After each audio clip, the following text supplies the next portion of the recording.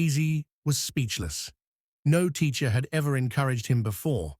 In fact, most of them scolded him for not focusing in class. But here was Mr. Obi, the strict mathematics teacher, telling him that his passion mattered. From that day onward, Easy took Mr. Obi's words to heart.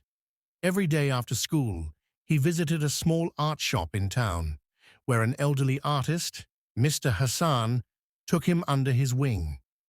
Mr. Hassan taught him various techniques, from shading and proportions to painting and sculpture. Easy absorbed everything like a sponge, eager to refine his skills. As the years passed, his talent blossomed. His once rough sketches transformed into breathtaking masterpieces. He began selling his artworks, receiving recognition from art lovers and collectors. Eventually, he saved enough money to open his own art gallery, a magnificent complex filled with his best works. One fateful evening, as Mr. Obi was walking home after a long day at school, he noticed a grand building that hadn't been there before.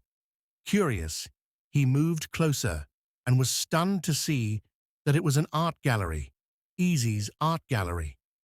Standing in front of the gallery was a well-dressed young man, greeting customers with a bright smile.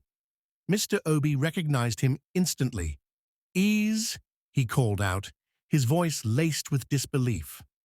The young man turned, and the moment he saw his old teacher, his face lit up with joy.